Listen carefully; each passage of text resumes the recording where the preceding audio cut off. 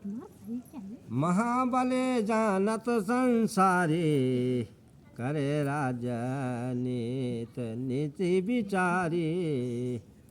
अधमा नाम रहे पटरानी, रूपवंत ना जाई बखानी।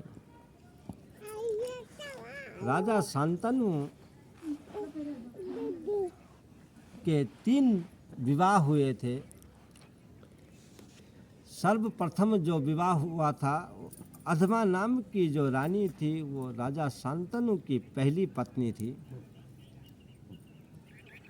और उस अधमा नाम की जो रानी थी उसके साथ में ब्रह्मा जी ने छल किया था, कपट किया था, जिससे राजा शांतनु ने उसका त्याग किया है। उसे मारा नहीं था, कुछ नहीं किया, उसका त्याग किया था।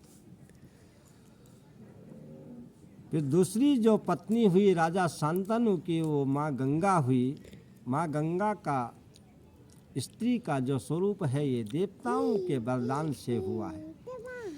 देवताओं ने माँ गंगा को अष्टवसु के अवतरण के लिए शांतनु राजा के साथ में उनका विवाह करवाया, जिसमें क्या है कि 8वां जो पुत्र है माँ गंगा का, राजा शांतनु का, वो पितामह भीष्म हुआ। फिर उसके बाद तीसरा जो विवाह हुआ राजा शांतनु का, वो सत्यवती से हुआ।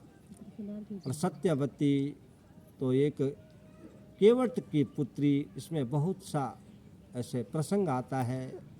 वस्वरूपचर राजा था, राजा जंगल में गया था, उसका वीर स्खलित हो गया था, जो कि पत्र में देकर के पक्षियों के पास भेज रहा था।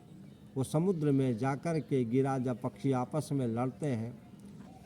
और वही जो वीर था वो क्या है कि मछली ने खा लिया, जिससे उसके गर्भ में क्या है कि कन्या उत्पन्न होती है। उस कन्या का नाम मच्छोंदरी रखा। उस मछली को बेच करके उसका जब पेट फाड़ा तो उसमें से क्या है कि वो कन्या उत्पन्न हुई। उस कन्या का नाम मच्छोंदरी रखा। उस कन्या को क्या है कि जल प्रवाह किया था।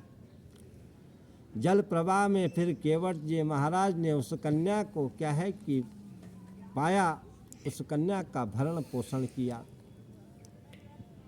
और उसके बाद राजा शांतनु का तीसरा विवाह उसी मच्छोंदरी नाम की जो सत्यवती थी उसके साथ में विवाह होता है।